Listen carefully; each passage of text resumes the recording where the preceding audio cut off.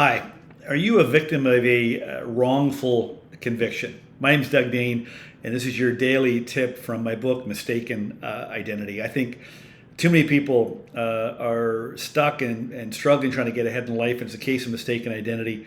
You don't see yourself the right way. You might have a low opinion of yourself. You might have some mistaken beliefs that just aren't serving you, and it's getting your way and stunting both your personal and your professional growth, and you deserve much, much better.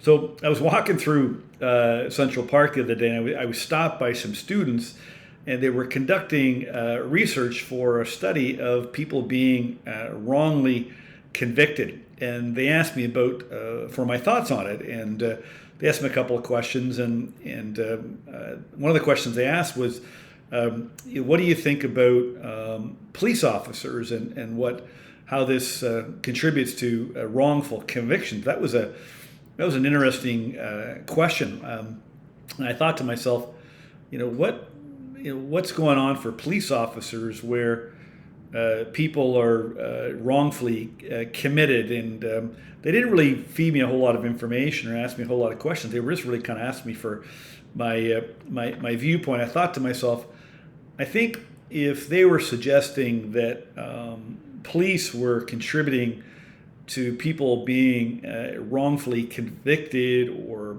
wrongfully mistreated, I think it comes down to training. And they go, well, what do you mean? I said, those police officers, if there's police officers that have bad behavior, they picked it up from somewhere. And so you've heard the term, the apple doesn't fall far from the tree. What that means is oftentimes, we pick up things from our environment, from our upbringing, from our parents or the adults that influenced us. So, if your parents were in a certain career, you might be in a similar career. The apple doesn't fall far from the tree.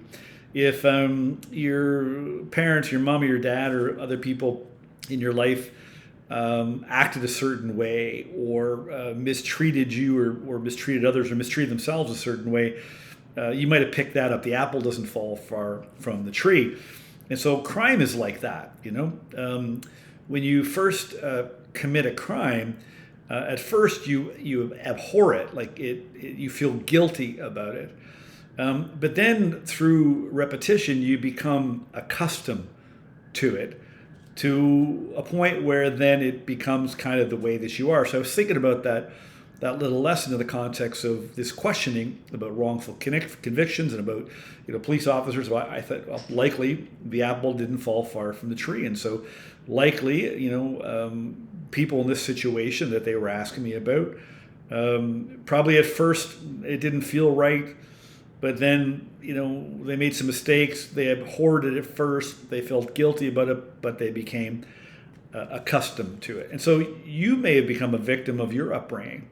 Maybe the apple doesn't fall far from the tree for you. Maybe you've been wrongfully convicted. Maybe you've been punishing yourself for way too long, and you're still living with guilt and regret. One of the chapters in my book is called Guilty Verdict, because certainly I felt guilty for most of my life because of a lot of mistakes that I had made. Now, I wouldn't have made those mistakes if the apple hadn't fallen far from the tree, if I had been immune to what I experienced, if I didn't pick up and learn and adopt some of the things that I did from my violent upbringing, I might not have done some of the things that I did that caused me to feel guilty.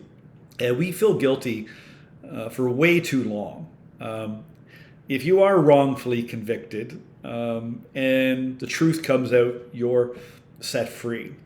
If you are convicted and found guilty of a crime, a crime against somebody else, a crime against you, literally a criminal crime or a civil crime or a white collar crime, whatever, or just doing something not good towards another person, you should feel guilty, but not indefinitely. You serve your time, and then you should let it go. But that's not what we do. All right, we are taught to carry around guilt for most of our life. And so we're taught to feel guilty. Other people want to continue to make us feel guilty. They bring up stuff from the past, like literally, 10 years ago, and they're still using that against you.